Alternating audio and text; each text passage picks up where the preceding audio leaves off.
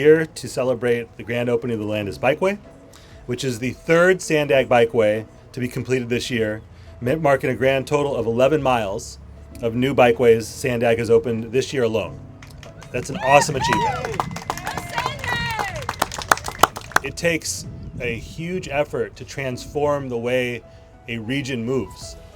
This is going to connect my community to other neighborhoods and will allow me, selfishly, to bike to work more safely, more efficiently. This is going to make it easier for people to get to where they need to go while exploring neighborhoods and local businesses. Vision Zero means zero fatalities, zero major injuries.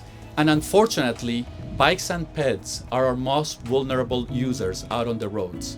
So projects like this provide improvements that make it safer for people of all ages and abilities to bike. That's why they are important, because ultimately more people are gonna leave their cars behind, they're gonna get into healthier ways to move around, and they're gonna do that safely. And that's basically what we're here all to do. City Heights, I would say, is the most diverse community in San Diego. The Landis Street Bikeway will connect residents with one another. Thus, the community will be more connected and allow for residents to truly experience the richness that our community has to offer. The impact of this bikeway will be tremendous. Residents will have alternative modes of transportation to enjoy our communities. With this bike infrastructure, they'll be able to visit places in City Heights such as Park de la Cruz, Officer Jeremy Henwood Memorial Park, and the City Heights Library, places that define City Heights.